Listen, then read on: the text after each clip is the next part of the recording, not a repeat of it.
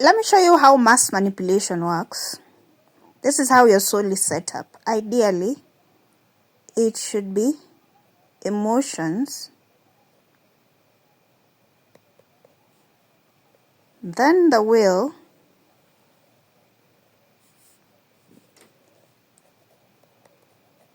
and then the mind. The mind should be the outer casing for your soul. This is your soul. And your soul is basically the part of you that makes decisions, feels things, knows things. That is the soul. So the mind, the part of the mind is I think and I know. Okay? So when you're learning, when you're contemplating, when you're thinking through things so that you can make decisions, I think and I know.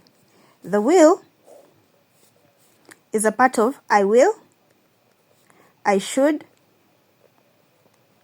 I am. All those things are the will. Then the emotions are the part of I feel. Okay? This is the basis for emotions. Now, ideally, it should be that if something does not qualify in your mind, if it does not make logical sense, enough for you to act on it, then you should not feel anything about it. Let me bring it down a bit with a morbid example. If you see a child on the street who looks hungry and emaciated, if it does not make sense for you enough to do something about it, then you should not feel sad or sorry. Or at least it should not be an emotion that you hold. You can, because you're naturally maybe compassionate, you can feel compassion for them, but it should not be enough to affect the capacity and faculty of your soul. Now, this is how marketing and also mass manipulation works. They want you like this.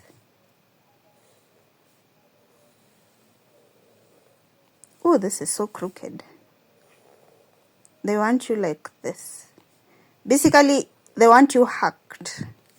So now this is the emotion, the will, and the mind.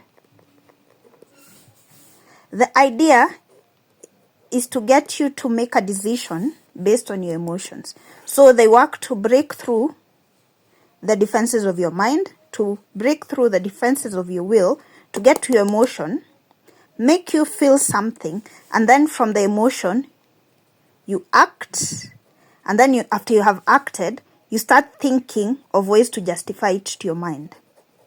This is an old psychological principle that when you're dealing with a mass of people, you should always think they make irrational decisions. Irrational decisions, they are made from here, and then they justify it with logic. This works for marketing. Nowadays, I see it a lot in the news. Social media hooks, this is how you write them. This is how you sell a product. Because there's so much, right now the greatest commodity, the greatest resource people are fighting for is people's time and attention. So you have to write hooks that target the emotion so that someone will act. The CTA, the call to action in every message, is the goal for everything people are saying to you, people are telling you. For example, the reason why I am posting this video, yes, I want you to learn, but also part of it is I want you to watch it. You understand? So there's a call to action. I want you to watch it, I want you to like it, I want you to interact with it, so that I can reach more people. You understand? So there's always a call to action. Never assume that anyone is giving you anything for free. And ideally, as I've told you, psychologically they say that people, they make irrational decisions and then they justify them with logic. So this is what I mean. That when you're dealing with a mass of people, they don't have the right defenses in place. They are broken.